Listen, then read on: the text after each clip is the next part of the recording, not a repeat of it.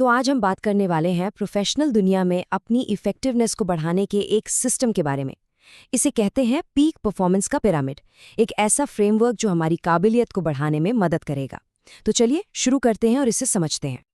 ये बात सोचने वाली है ना? हम सबके पास दिन में बराबर घंटे होते हैं, लेकिन हम उन्हें इस्तेमाल कैसे करते हैं, बस वहीं से सारा फर्क पड़ जाता है। बात सिर्फ समय काटने की नहीं है, बल्कि उस समय को सही मायनों में इस्तेमाल करने की है, उससे कुछ वैल्यू निकालने की है। ये 50 आखिर है क्या? ये है वो औसत संख्या जितनी बार एक इंसान को एक नॉर्मल वर्किंग डे में डिस्टर्ब किया जाता है। 50 बार। सोचिए जरा, हर डिस्टर्बेंस हमारे फोकस को तोड़ती है और हमारी लय बिगाड़ देती है। और यही वो असली प्रॉब्लम है जिसे आज हम समझने की कोशिश कर रहे हैं। तो असली सवाल ये उठता है कि क्या हम सिर्फ बिजी हैं या वाकई इफेक्टिव भी हैं? दिन भर इधर उधर भागते रहना, इसका मतलब ये नहीं कि हम कुछ हासिल कर रहे हैं। असली इफेक्टिवनेस एक सोचे समझे सिस्टम से आती है, और ये सिस्टम ये कोई बाहर से नहीं आता। इसकी शुरुआत हमारे अंदर से होती है, हमारे माइंडसेट से। यही माइंडसेट हमारी आदतें बनाता है और आखिर में तय करता है कि बाहर की दुनिया में हमारा असर कैसा होगा।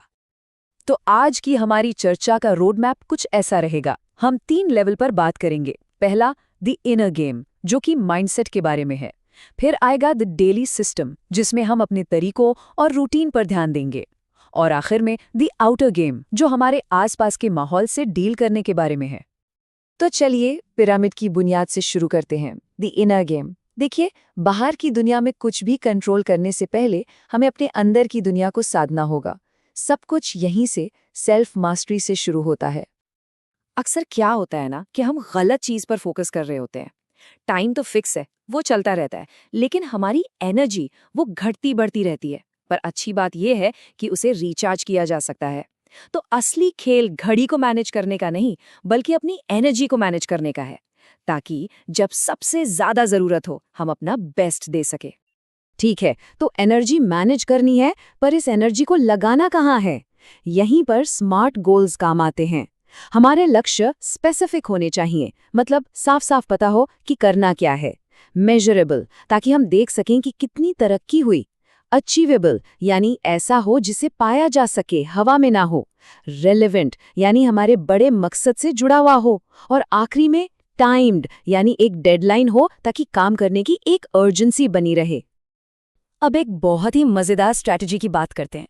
मार्क ट्वेन ने एक बार कहा था कि अगर आपका काम एक जिंदा मेंढक खाना है, तो बेहतर है कि उसे सुबह सबसे पहले निपटा लिया जाए। हमारे काम की दुनिया में ये मेंढक वो सबसे मुश्किल, सबसे जरूरी काम है जिसे हम अक्सर टालते रहते हैं। तो आइडिया ये है कि इसे सबसे पहले खत्म कर दो। इसके बाद पूरा दिन एक मोमेंटम और एक जीत की फीलिंग के साथ गुजरेगा।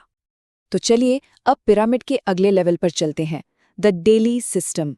ये इस बारे में है कि कैसे सही माइंडसेट को रोज के काम में, एक्शन में बदला जाए। यहीं पर सोच एक्शन का रूप लेती है। 1 मिनट के लिए अपने दिन के बारे में सोचिए। वो कैसा होता है? क्या वो रिएक्टिव होता है, जहां आपका ध्यान बार बार आने वाले ईमेल्स और अचानक आए कामों में बटा रहता है? या फिर वो प्रोएक्टिव होता है? एक प्रोएक्टिव शेड्यूल में हम जानबूझकर अपने सबसे जरूरी काम के लिए टाइम ब्लॉक सेट करते हैं। इससे बिखरा हुआ ध्यान फोकस्ड डीप वर्क में बदल जाता है। ये देखिए, एक प्रोएक्टिव शेड्यूल का ये एक बेहतरीन उदाहरण है। सुबह का वक्त डीप वर्क के लिए, जब दिमाग सबसे ज्यादा फ्रेश होता है। दोपहर का समय मीटिंग्स और टीम के साथ काम करने के लिए। और दिन का अंत होता है रिव्यू करने और अगले दिन की प्लानिंग के साथ। ये एक सोची समझी प्लानिंग है, कोई रैंडम रिएक्शन नहीं। और ये रही एक बहुत ही प्रैक्टिकल टिप। मीटिंग्स की तरह ही ईमेल भी हमारा बहुत सारा वक्त खा जाते हैं। एक एवरेज लीडर का दिन में करीब 2.5 घंटा मीटिंग्स में जाता है। तो हर ईमेल का फौरन जवाब देने के बजाय उन्हें बैच कर लीजिए। दिन में 1 या 2 खास वक्त तय कर लीजिए, सिर्फ ईमेल चेक करने और जवाब देने के लिए। इससे बाकी समय आप फोकस्ड रह पाएंगे। चलिए, अब हम पिरामिड के टॉप पर पहुंच गए हैं, द आउटर गेम। हमने अपने माइंडसेट पर काम कर लिया, अपना डेली सिस्टम बना लिया। अब बारी है अपने आसपास की दुनिया के साथ असरदार तरीके से डील करने की। ये जो शब्द है ना, पॉलिटिक्स, सुनते ही अक्सर एक नेगेटिव फीलिंग आती है। लेकिन वर्कप्लेस पॉलिटिक्स का मतलब सिर्फ ये समझना है कि किसी ऑर्गेनाइजेशन में फैसले कैसे लिए जाते हैं और चीजें असल में होती कैसे हैं। ये नेगेटिव होने के बारे में नहीं है, बल्कि स्मार्ट होने के बारे में है। तो सवाल ये है कि इस माहौल में नेविगेट कैसे करें।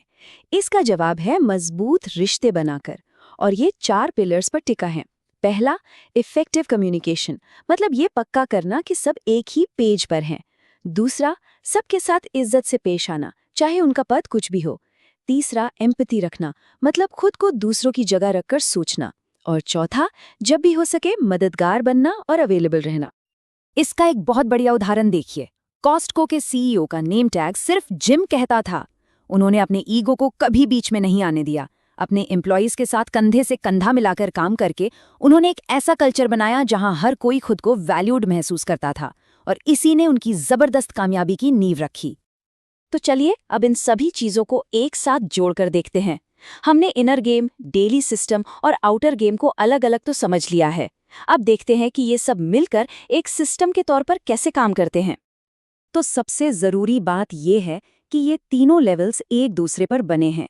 एक मजबूत माइंडसेट यानी द इनर गेम वो बुनियाद है जो हमें असरदार डेली हैबिट्स यानी द डेली सिस्टम बनाने में मदद करती है, और यही आदतें हमें अपने प्रोफेशनल वर्ल्ड यानी द आउटर गेम में असरदार तरीके से नेविगेट करने और अपना प्रभाव छोड़ने की ताकत देती हैं।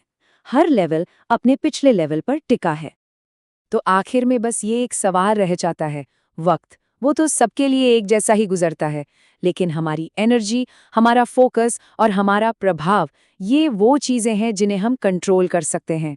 तो सवाल ये है कि हम आने वाले कल में इनमें से किस चीज़ में इन्वेस्ट करने वाले हैं।